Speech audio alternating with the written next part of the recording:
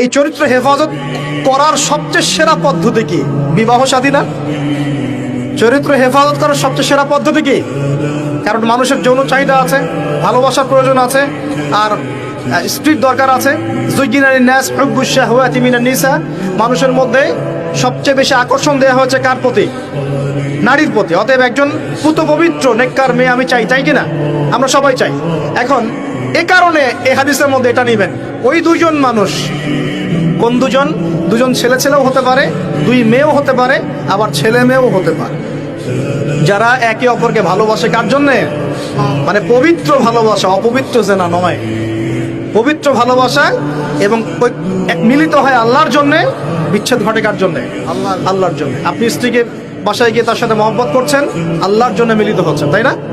আবার যখন আপনি দিনের জন্য বা দিনের কোনো কাজে বা ভালো কোনো কাজে রিজিকের সন্ধানে বের হয়ে যাচ্ছেন, আল্লাহর জন্য ছেড়ে চলে আসছেন, তাই না?